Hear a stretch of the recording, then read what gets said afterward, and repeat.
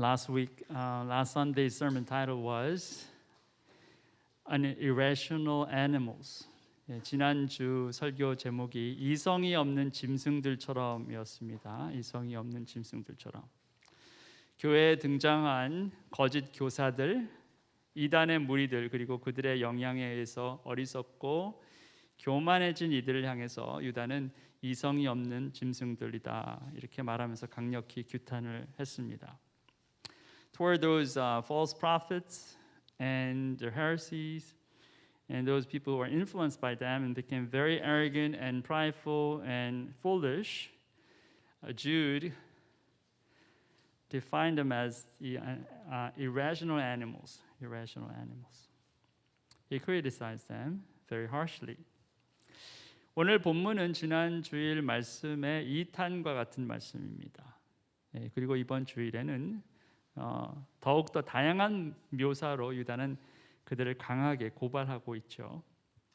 Today's message is like a second or like a what do you call almost like sequel, a part 2 of that the same message. And this text Jude elaborates even more. And his accusation becomes very, very detailed and strong. 말씀을 보죠. Let's take a look. 그들에게 화가 있습니다. 그들은 가인의 길을 걸었으며 삭슬 발아서 발람의 그릇된 길에 빠져들었으며 고라의 반역을 따르다가 망하였습니다. Woe to them! They have taken the way of Cain. They have rushed for profit into Balaam's error. They have been destroyed in Korah's rebellion.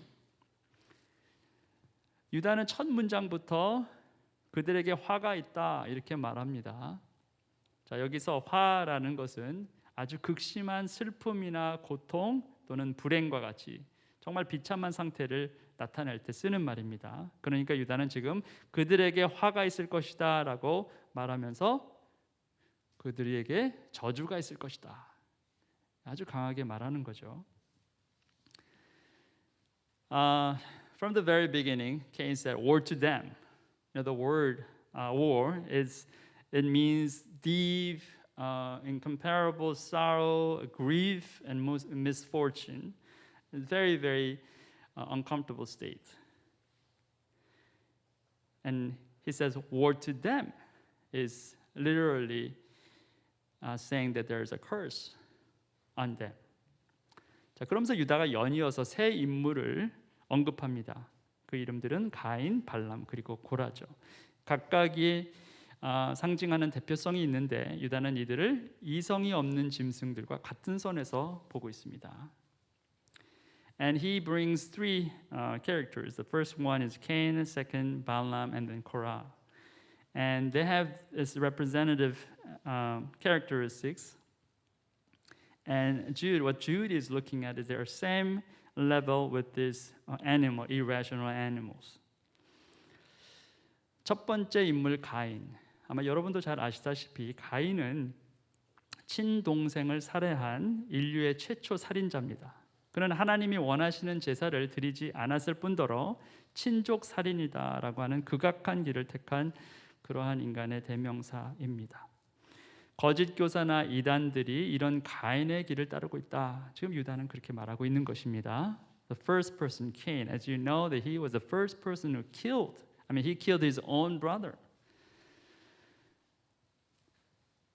He failed to worship God, and not only that, he committed one of the serious crimes, murdering his own brother.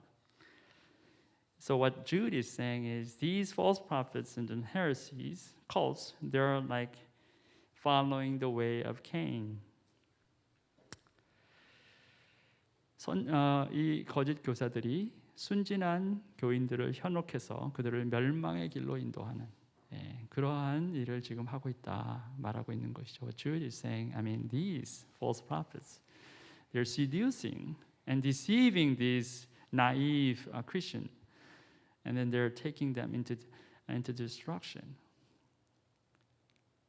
두 번째, 발람이다. 발람이 누굽니까?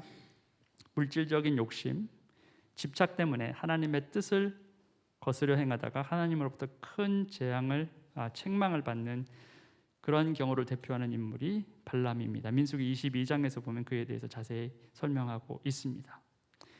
And the second person, Balaam was the one who was very, very greedy, and because of that, he was against God's will, and he was harshly rebuked by God. And Numbers chapter 22 explain about him and his life. 자, 유다에 의하면 이단들은 이런 발람과 같이 자신의 이익을 위해서는 하나님의 뜻도 개의치 않는 사람들이다. 그런 말을 하고 있는 거죠. 자신의 욕구를 위해서 수많은 사람들의 희생을 아무렇지도 않게 행하는 사람들이 바로 이들인데, 이단 교주들 또는 거짓 교사들인데 발람과 같다 이 얘기를 하는 거예요. So these false prophets and teachers and these heresies, they're just like Balaam. Whatever that's profit to themselves, they'll do it, and they're not going to stop it, even that's against God's will. 마지막은 고라입니다.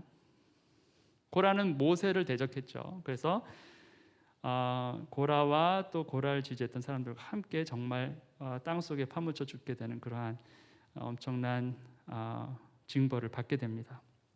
Korah was the one who stood against God's servant Moses. So because of that, they fell into the dirt, basically. 하나님께서 세우신 권위를 무시하고 자신의 명성에만 집착했던 그들이죠. 이것 또한 민수기 16장에 기록되어 있습니다. 자, 마찬가지로 지금 이단과 거짓 교사들의 행태, 즉 사도들의 권위를 무시하고 자신들의 세를 넓혀가는 것에만 집착하는 반역 행위는 옛적 고라 행위와 닮아 있다. 자, 이것이 지금 유다의 주장인 것입니다. So what Jude is saying that they're just like this Korah and his followers. They deny the authority of the apostles, and they're just trying to expand their power. 가인과 발람과 고라 이 셋의 마침표는 결국 멸망이었다는 거예요. So what's the end point of these three people, Cain and Balaam and Korah? It's complete destruction. 자, 교회는 이 사실을 잊지 말라. 유다가 지금 그렇게 말하는 겁니다. 하나님을 대적하는 행위는 그 무엇으로도 정당성을 확보할 수 없을 뿐더러 결국에는 패망에 이르게 될 것이다. 기억하라. 그 말을 하는 겁니다. So Jude is right now is warning the church. Church, wake up. Be careful.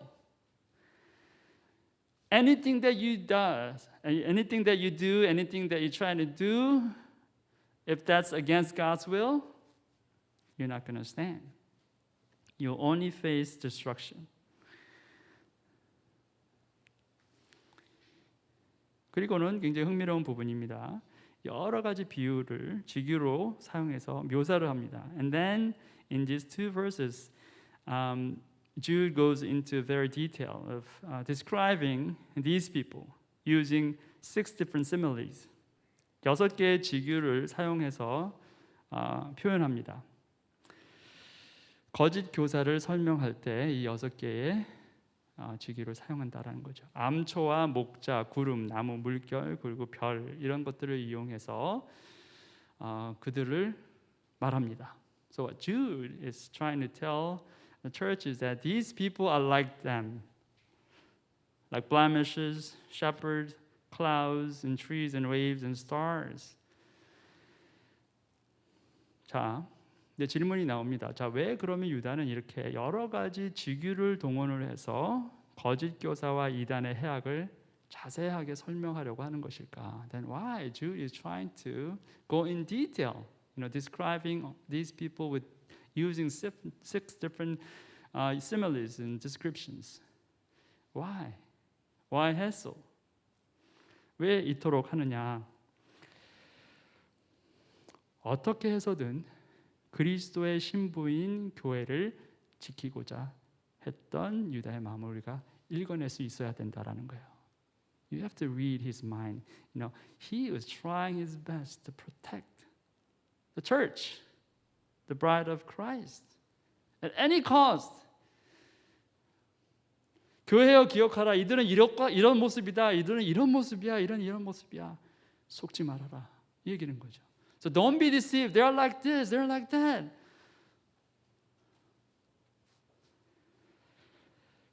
교회는 그리스도의 피값으로 세워졌습니다. 이토록 귀한 교회가 이단에 넘어가고 거짓 교사의 계략에 빠지는 것을 유다는 도저히 견딜 수 없었던 것이죠. For Jude, it was impossible for him to stand just to watching these people following the false teachers, following the heresies, because the church was purchased by the precious blood of Christ. I can't stand this. I can't let it happen. 자, 그러면 과연 우리는 교회에 대해서 어떤 생각을 하고 있느냐 한번 돌아봐야 되는 거예요. Then what about us? What do you think about church? 여러분에게 있어서는 교회가 어떤 존재냐라는 겁니다. My question is, to you, what is church like?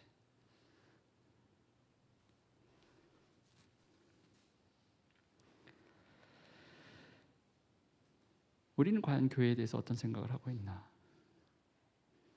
What do you think about church? 여러분, 같은 교회에 있다고 하더라도 같은 가치를 공유하는 것은 아닙니다.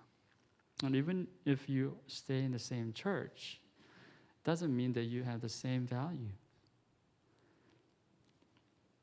자, 교회에 대한 생각들 사람마다 다른데 어떤 사람은 교회를 피난처라 생각을 해요. Some people think church is like a hiding place or some kind of shelter. 그곳에 들어가서 쉼을 얻습니다. 피합니다. 비를 피하고 화살을 피하고 위로를 받습니다. You go into the church and it's like a hiding place. You find rest. Well, that's good. And you can avoid rain and maybe arrows. 자, 그런데 이런 사람들은 그렇기 때문에 드러나는 것을 별로 좋아하지 않아요. 노출이 되면 그만큼 부담스럽고 불편하기 때문에 그렇습니다. 자신만의 공간에서 조용히 신앙생활을 하려고 하죠. 뭐 그래도 좋습니다. 어쨌든 위안을 얻으니까. 그래서 한 부류의 사람은 교회를 그렇게 피난처다, 숨는 곳이다 이렇게 생각한다는 거예요. For these kind of people who consider church as a hiding place or shelter, to them, they don't want to be exposed to other people. They want to be quiet and they want to have their own so-called faith life, safe, untouched, unbothered, but it's good because they find rest still. 자, 그리고 어떤 사람들은 어떻게 교회를 생각하느냐? 마을 회관처럼 생각을 해요. 경조사를 나누고 밥도 같이 먹고 대화도 나눕니다. 사회적 필요를 채워주는 그러한 곳에 교회를 생각하는 거죠. Some people consider church as like a town center. You know, you gather together and share a lot of things. You share meals together. You talk to one another. You know, trying to fill your own social needs, that's important too. 자, 그런데 그곳에서 같이 모일 수 없게 되고 식사도 할 수 없게 되고 경조사도 나눌 수 없게 되고 대화도 할 수 없으면 어떻게 됩니까? 교회로서의 기능이 없어지는 거죠. So to them, if you can't not meet up together, if you can't share meals together, if you can't really talk to one another, then there's no function. You can't see any function as a church. 자, 또 어떤 사람은 교회가 학교나 병원으로 생각을 합니다. 같이 모여서 공부합니다. 토론합니다. 인강도 듣고 특강도 듣습니다. 또 병도 고침을 받아요. 그래서 교회에 나와서 병 나았다는 사람이 많습니다. 또 목회자가 기도해서 안수 기도하면 막 병 났다. 또 다른 성도들이 중보 기도하면 병 났다. 해방되었다. 자, 그런데 이들에게 더 이상 배움이 없고 고침받을 것이 없으면 어떻게 됩니까? 여전히 교회로서의 역할이 사라지는 거예요. Some people consider church as a school or a hospital. You go and then you talk and you study God's word together, which is good, you know. You have more knowledge about God's word. You receive special lectures, internet lecture, online lecture, and then you get healing from prayers and pastors' prayers and then other fellow brothers and sisters' intercession. You get well, that's good. But what if you don't have a chance to learn anymore? What if you don't get healed? Well, then there's no need for this community. There's no need for church because there's no function. 자, 교회가 이렇듯 피난처고 마을회관이고 학교고 병원인 것은 잘못된 그림이 아닙니다. 교회에 그런 기능이 분명히 있습니다. 그런데 그렇게 생각하는 사람들 마음속 중심에 뭐가 있느냐? 그게 중요해요. It's true that church is like hiding place, shelter, or town center, school, hospital. Because church has all these kinds of functions. But what's important is, for those people who consider church like this, what's in their heart? 그들 마음속에 뭐가 있냐면 자아가 있습니다. 자기 자신의 필요와 기대를 교회가 채워주길 바라는 그 자아가 있다는 거예요. Every single person who considered church like this, they have self. And there's self-need. So they have this need and expectation for the church. 그런 교회는 자기에게 유익하고 그래서 교회를 다니지 않을 이유가 없는 것입니다. 문제는 교회가 그런 역할을 하지 못할 때죠.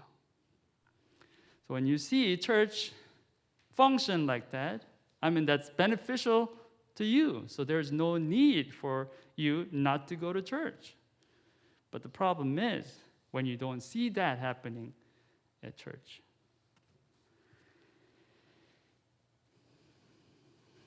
자, 교회에 갔는데 교회가 피난처도 안 됩니다. 마을회관 같은 기능도 하지 못하고 학교나 병원 같지도 않다면 어떻게 됩니까?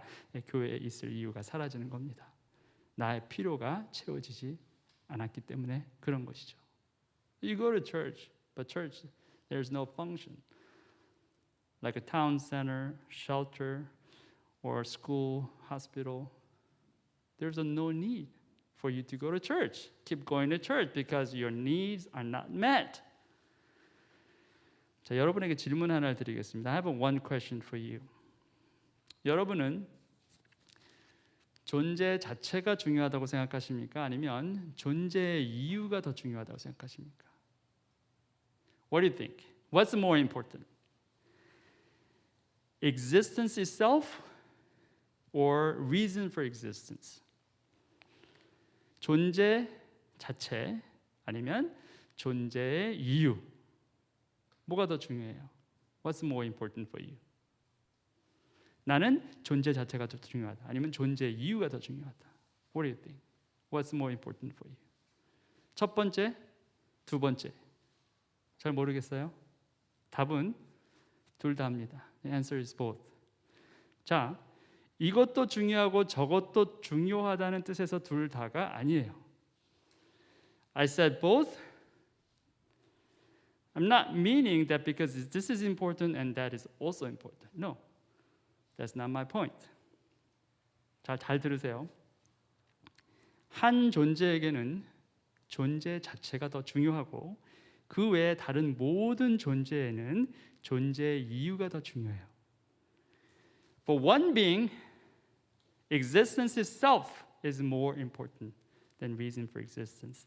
And apart from this one being, all the other beings, the reason for existence is more important.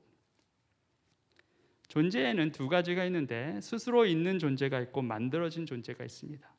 하나님은 스스로 계신 존재입니다. 그래서 하나님께서는 존재 자체가 존재의 이유보다 더 중요해요. 왜 하나님이 계시냐는 이유가 아니에요.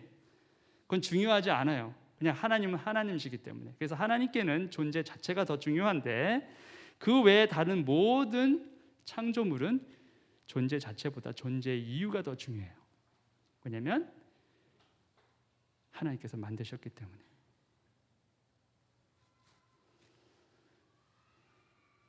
For existence, there are two kinds. One, person or thing that exists itself or himself, or you exist because you're created. God is the one who exists by himself. So for him, existence itself is far more important than reason for existence. You don't have to know why God exists, because God is God. But for all other creatures, all other creation, for them, reason for existence is more important, because you are created beings. There's a purpose, because God willed that. 자, 이걸 교회에도 적용해 봐야 한다는 거예요. 교회는 하나님께서 세우신 기관입니다. 그리고 그 교회의 존재 목적은 창조주이신 하나님의 뜻을 이루기 위해서라는 거예요. 창조물인 나의 뜻, 나의 목적을 이루기 위해서가 아니라는 거예요. Church is a thing that God has created. And the purpose of its existence is to fulfill God's will. It's not for your will, it's not for your need, it's not for your desire, but for His. 심지어 내가 존재하는 이유조차 나의 뜻을 이루기 위해서가 아닙니다. 나를 만드신 하나님의 뜻을 이루기 위함이라는 거예요. Even just for my own existence, for reason for my own existence is not for myself, because I am created being. It is for Him who created me. 자, 그렇기 때문에 제가 좀 전에 열거했던 사람들이 교회 다니는 여러 가지 그 이유들은 사실은 정확한 이유가 될 수 없다는 거예요. Because of that, all the things that I have just labeled, all these different reasons why people go to church, they're not just like the right reasons. 내 자아의 필요를 채우는 교회는 교회의 존재 목적에 부합하지 않기 때문이라는 거예요. Church that fills your own personal need is against the reason for its existence. 자, 그렇다면 교회를 가장 교회답게 하는 것은 무엇인가? 교회의 존재 목적을 이해하고 그것을 수용하고 그런 하나님의 뜻에 순종하는 것, 그것이 교회를 가장 교회답게 한다라는 것입니다. So what makes church real church? When church understands the purpose of its existence and receives that and obeys God's will. That's what makes church church. 제가 지지난주 2주 전 주일 말씀에도 언급을 했지만 교회라는 말의 원어 에클레시아는 부름받은 사람들의 모임이다, 이런 뜻이라고 했고요. 문자적으로는 부름을 받아 밖으로 나섰다라는 의미라고 했습니다. You know, a couple of weeks ago, I told you about what the word ecclesia means in Greek. It's a gathering of those summoned, and literally is you are called and called out. That's what it means. 하나님께서 교회를 부르셨고 저와 여러분을 부르셨습니다. 우리 교회 RNC를 이곳 세종에 부르셨고 우리는 그 부르심에 응답했어요. God called His church and He called you and me, and our church, River of Nations, we're called in this place. And we responded to God's call. 자, 그러면 우리가 이곳에 있는 것은 우리를 부르신 하나님의 뜻을 이루는 데 있다라는 것이에요. So the reason for our existence here is because God has called us. 자, 부르심에 응답하고 순종하는 과정에 나의 필요가 채워지지 않는 것은 아니다라는 것을 말씀드리고 싶습니다. 자, 과정에서 나는 교회가 피난처가 되고 마을회관이 되고 학교, 병원이 되는 것을 경험합니다. 그런데 그게 중심이 아니라는 거예요. What I'm saying is, in the process, you experience all those things. Church becoming like shelter, hiding place, or townhouse, or town center or school or hospital. You experience that, but the point is that's not the center. 우리 각 사람의 필요와 바람을 채우는 데 몰입하고 집중하는 사이 우리를 부르신 하나님의 뜻에서 멀어지게 된다면 우리는 더 이상 교회로서 존재할 이유가 사라지는 거예요. When everybody just focusing on each person's need and expectation and forgetting about God's call, then we're losing the very reason of why we're here. 자, 그래서 부르심에 집중해야 한다라는 겁니다. That's why we have to focus on our call. 유다는 교회가 이단과 거짓 교사의 계략에 빠져서 중심을 잃고 그 부르심을 잊을까 염려했습니다. 이미 여럿이 넘어졌고 지금도 넘어지고 있는 것입니다. 그래서 계속해서 강력하게 경고하는 것입니다. 깨어 있으라, 속지 마라. The Jew is trying to tell people because he's worried because so many people already fell and many people are falling down already because they lost their focus and they're forgetting their call. 이런 사람들을 두고 아담의 7대손 에녹은 이렇게 예언하였습니다. 보아라, 주님께서 수만 명이나 되는 거룩한 천사들을 거느리고 오셨으니 이것은 모든 사람을 심판하시고 모든 불경건한 자들이 저지른 온갖 불경건한 행실과 또 불경건한 죄인들이 주님을 거슬러서 말한 모든 거친 말을 들추어내서 그들을 단죄하시려는 것이다. Enoch, the seventh from Adam, prophesied about them. See, the Lord is coming with thousands upon thousands of his holy ones to judge everyone and to convict all of them of all the ungodly acts they have committed in their ungodliness and all the defiant words ungodly sinners have spoken against him. 저기 에녹이 누굽니까? 에녹 창세기 5장에 나오는 사람이죠. Who's Enoch? Enoch appears in the Genesis 5.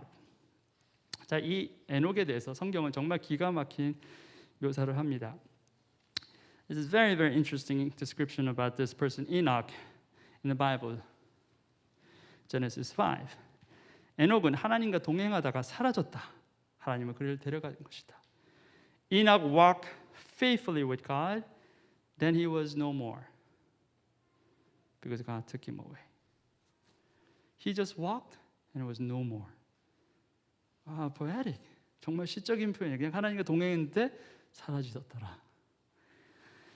평생을 하나님과 동행한 사람, 하나님께서 정말로 사랑하셔서 죽음도 건너뛰고 하나님 앞으로 바로 부르신 사람, 그 사람이 에녹이에요. 누구보다 하나님의 마음을 가장 잘 이해했던 사람이 아닐까, 우리가 그렇게 생각할 수 있는 거죠. He walked with God and then he was no more. He was so close with him, so he didn't even have to go through the experience of death. And he was just called right in front of him, right away. And probably there will be no other person who understood God's heart this much because he was so close to him. 자, 그런 그가 지금 하나님의 심판과 단죄를 예언했다. 이렇게 말하는 겁니다. 유다가. 자, 무슨 말입니까? 그 누구보다 하나님의 심정을 잘 알았던 에녹의 예언이니 다른 모든 예언도 물론 중요하겠지만 이것처럼 확실한 예언이 또 없을 것이다. 그걸 지금 말하고 있는 거죠. So what Jude is saying, even this Enoch who was so close to him, he said there will be a judgment. There will be punishment. So his prophecy will be so accurate, wouldn't it? Because he was so close to God. That's what Jude is saying. It is definitely coming. 그냥 올 것이다, 올 수도 있을 것이다가 아니라 반드시 올 것이다라는 거예요. 하나님의 단죄가. His judgment will definitely come.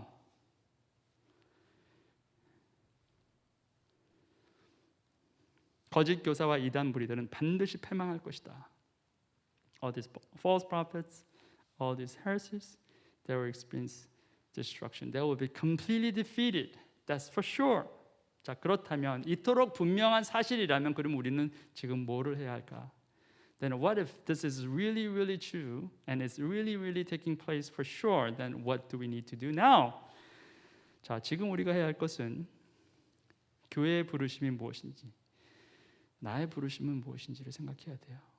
Right now, you have to think about what's the call for our church, what's the call for me. 나는 지금 나의 필요를 채우기 위해 이곳에 있는지 아니면 진실로 하나님의 뜻을 이루고자 이곳에 있는지 진지하게 점검해 봐야 한다는 거예요. We have to really carefully examine our hearts whether we are here just because to fill our needs, to meet our needs, or to do God's will, to fulfill His will for me. 그것을 놓치면 우리도 순식간에 거짓 교사와 이단들처럼 될 수 있다라는 거예요. If you lose that, then sooner or later you will become like false teachers and these heresies. 가인과 발람과 고라의 이야기가 더 이상 남 얘기가 아닌 것이 될 수 있다는 겁니다. The story of Cain, Balaam, and Korah is no longer their stories. It can be our stories. It can be my story. 그래서 우리는 우리의 존재 이유, 존재 목적을 잊지 않아야 합니다. 그래야 덫에 빠지지 않는다는 거예요. So that's why we have to always remember what's the reason for my existence? What's the reason for my call, for God's call for me? If you do that, then you don't fall into this trap the enemy created for you. 이들은 불만에 쌓여서 불평을 늘어놓는 사람들이요 자기들의 욕심대로 사는 사람들입니다. 그들은 입으로 허풍을 떨다가도 이익을 챙기기 위해서는 남에게 아첨을 합니다. These people are grumblers and fault finders. They follow their own evil desires. They boast about themselves and flatter others for their own advantage. 교회의 존재 이유를 잊으면 금방 불만과 불평이 나옵니다. 자, 이게 잘못됐고 저게 잘못됐고 비난부터 하고 봅니다. 자신들의 욕심대로 말하고 행동한다는 거예요. 그러면서도 그게 다 교회를 위한 것이다 말합니다. 사실은 자신의 이익을 위한 것임에도 말입니다. When they lose the very reason for church's existence, then soon they are filled with just grumbling hearts and complaints. They point out this is wrong, that's wrong. They start criticizing. They act and they say things according to their own desires. And when they do that, they said it's all for the church. Even that's all for their own benefits. 본문에서 유다는 이 사실을 굉장히 아프게 지적하고 있는 것입니다. So Jude here is pointing out that truth very harshly. 교회는 축복의 대상이지 결코 저주의 대상이 될 수 없습니다. 그러나 교회가 원래 부르심을 망각하고 각자의 이익만을 추구하고 거짓 교사와 이단의 가르침을 따라가게 된다면 결국 화를 면할 수 없게 된다라는 거예요. The church is the object of blessing, not the object of curse. But then if church loses its call and every person in the church pursuing their own desire and following the false prophets' teachers, then they will not avoid this destruction, this war. They can't. 다시 말씀드리지만 우리가 지금 집중해야 될 것은 우리의 마음을 살피는 것입니다. 성령께서 또한 하나님의 말씀이 우리의 심령을 조명하시도록 우리 자신을 계속해서 내어드려야 한다는 겁니다. So what we need to focus on is to examine our hearts. You have to let the Spirit of God and the Word of God really illuminate our hearts, really revealing our hearts, and see where we are. 우리는 존재 자체보다 존재 이유가 더 중요한 사람이라 말씀을 드렸습니다. 피조물이기 때문에 그렇다는 말씀을 했습니다. 자, 그렇다고 해서 우리가 어떤 행위를 통해서 우리의 존재 이유를 증명해야 하는 것은 아닙니다. You know, for us, reason for our existence is more important than existence itself because we are created beings. But then that doesn't mean that we have to prove that reason for our existence by our own works. 자, 우리 존재 이유를 증명하고 존재 이유를 잊지 않는 가장 확실한 방법은 주님의 주권을 인정하고 주님을 끝까지 신뢰하는 거예요. The very solution to prove our own existence and to remember the reason for our existence is to acknowledge God's sovereignty and trust Him all the way. 자신에게 집중된 모든 시선을 이제는 주님께로 돌리시기 바랍니다. 여러분이 왜 만들어졌는지, 왜 여기에 있으며 왜 아직도 하나님께서 여러분을 부르시고 계신지를 생각해 보시라는 말씀입니다. You have to turn your angle. I mean, you're looking at everything for yourself. Now you turn that and turn it into God who created you. You ask yourself why you're here. You ask yourself why, God, you have called me. For what reason? For what purpose? 여러분, 예수님이 왜 십자가에 달려 돌아가셨습니까? Why did Jesus die on the cross? 무슨 이유죠? What's the reason? 여러분을 죄로부터 구원하시기 위해서인가요? It's because He wanted to save you from the results of sin. 맞습니다. That's correct. 그런데 그것만 유일한 이유가 아닙니다. But that's not the only reason. 여러분 생각에는 와, 예수님이 나를 위해 십자가에 달려 돌아가셨는데 나를 구원하시기 위한 이유 말고 또 있나? You think yourself, okay, Christ died for me. He was hung on the cross to save me. What other reason did he have? Probably not. But there is. 또 이유가 있다는 거예요. 고린도후서에 바울이 그렇게 말합니다. In 2 Corinthians chapter 5, Apostle Paul testifies that. And it will blow your mind. 근데 그리스도께서 모든 사람을 위하여 죽으신 것은 이제부터는 살아있는 사람들이 자기 자신들을 위하여 살아가도록 하려는 것이 아니라 자기들을 위하여서 죽으셨다가 살아나신 그분을 위하여 살아가도록 하려는 것입니다. He died for all, that those who live should be no longer live for themselves, but for Him who died for them and was raised again. 예수께서 돌아가신 이유는 우리의 구원을 위한 것이지만 그뿐만이 아니라 이제는 더 이상 우리를 위해서 살지 않고 주님을 위해 살기 위해서라는 거예요. 우리가 과연 이걸 얼마나 기억하고 있느냐는 겁니다. He died for me, He died for us because He wanted to save us. That's true. But not only that, He died for us so that we no longer live for ourselves, but to live for Him. From now on, from the moment that I was accepted by God and received this life eternal on, you live for Him, not for you. 여러분이 예수 때문에 구원함을 받았다면 이제부터는 더 이상 여러분 자신을 위한 인생이 아니어야 한다는 겁니다. 그런데 왜 여러분은 지금도 여러분의 필요와 여러분의 기대만을 하나님 앞에 쏟아내고 있느냐라는 겁니다. If Christ has died for you to save you, then means your life is no longer for yourself, but for Him. But then, why? You keep demanding God your need and your expectations.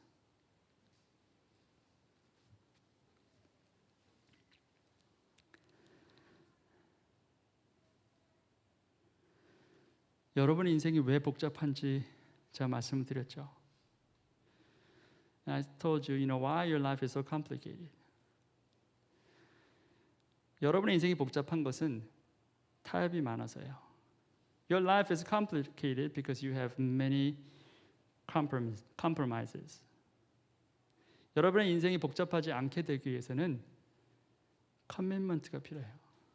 If you don't want your life complicated, then no more compromises, but commitment. Then you can see your life very, very simple and straightforward and very evident, clear. 타협을 많이 하다 보니까 복잡합니다. 이것도 생각하고 저것도 생각하고 이것도 고려하고 저것도 고려해요. 그런데 온전히 헌신하고 온전히 서렌더하고 온전히 복종하면 간단해요. 근데 그게 안 돼요. 왜 그렇습니까? 이걸 잊어버려서 그래요. Why is that? Because you forgot that. If you're saved, then your life is not for yourself. Period. That's what he said. 여러분이 구원받았다면 이제는 더 이상 여러분의 인생은 여러분의 것이 아니라는 거예요. 잊지 말라는 거예요.